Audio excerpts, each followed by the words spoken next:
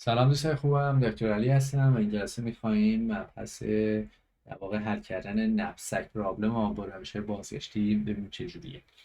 خب اول بذارید با یه مثال ساده ما اینو بشکنیمش ببینیم که اصلا این ساب پرابلم های این نفسک چجوریه تو روش‌های ریکرسی. ببینیم ما 4 تا آیتم داریم که من با ایندکس های 0 تا 3 نشون دارم اینجا. خب و هر کدوم از اینا هم یه وزنی دارن. یعنی مثلا W0 میگه وزن آیتم 0، W1 وزن آیتم یکم، همینجوری تا W3. همینجوری هم همینطور هم ما ولیو داریم، یعنی ارزش آیتم V0 یعنی ارزش آیتم 0، V1 ارزش آیتم 1. خب حالا واسه هر کدوم از این آیتما ما دو حالت که بیشتر نداریم، یا بالاخره اینا ما میذاریمش توی نفسک یا نمیذاریمش دیگه، یا انتخابش میکنیم یا انتخابش نمیکنیم. حالا اگه انتخابش کنیم من با این رنگ قرمز نشونش دادم، یعنی اینکلودش میکنم توی نفسک. اگه که نذارمش توی نفسک اکسلودش میکنم، یعنی با چیز آبی نشون دادم که این مسیری که من این آیتما نمیذارم. خب حالا مثلا به طور مثال این خط آبی نگاه کنید، این منطقه سمت چپ ها میگه چی؟ مینیمم پاسیبل ولیو، یعنی این دیگه کمتر از این نمیتونه باشه اون چیزی که میذاریم توی نفسک. خب ببین واسه چی ما این حرف زدیم اینجا. خب از اینجا شروع کنیم. میگه آی صفر بلو، یعنی آی صفر رو، یعنی آیتم صفر رو ما اسکلود کردیم، نگذاشتیمش توی نفسک. خب آیتم یک هم نگذاشتیم، ببین آبیه. آیتم دو هم نگذاشتیم، آیتم سه هم نگذاشتیم، یعنی ما هیچی نگذاشتیم توی نفسک. خب چی میشه؟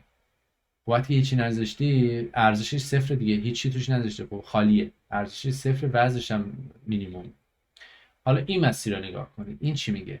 ببین اینجا ما گذاشتیم ماکسیمم پاسیبل ولیو. چرا؟ چون همه رو اینکلود کردیم، همه چیزی که میبینی رو گذاشتی توی نفسک. آی صفر رو ما گذاشتیم، آی یک رو گذاشتیم، آی دو گذاشتیم، آی سه هم گذاشتیم.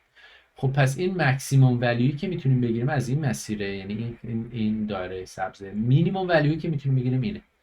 خب ولی دقت داشته باشید این مکسیموم ولیو هست، ولی مکسیموم ولیو مجازه یا نه؟ مجاز بودن ما تعریف کردیم، گفتیم مثلا یه نفسک یه سایزی داره، یه مقداری میتونه جا باشه. فرض کنید نفسک ما مثلا 7 کیلوگرم بیشتر نمیتونه جا باشه، ولی این مسیر اگه همه آیتما رو بخوایم بذاریم توش مثلا 20 کیلوگرم، خب این مجاز نیست. درسته این مکسیموم ولیو هست، ولی این مکسیموم ولیو مجاز نیست.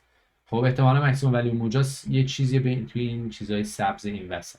خب حالا ما مسیر رو که ما این روش بازگشته که میریم جلو، خب مثلا فرض کن پیدا میکنیم که مثلا این سبز اینجا، این اون مسیر بهینه‌ای که ما میخوایم، این اون مقدار بهینه‌ای هست که ما میخوایم.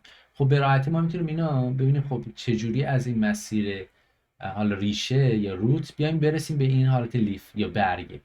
خب چجوری؟ خب از اینجا حرکت میکنیم، میگیم آی صفر رو ایکسکلود کرده، خب اینجا ما صفر میذاریم. آی یک رو اینکلود کرده، یک میذاریم. آی دو ایکسکلود کرده، یه صفر میذاریم.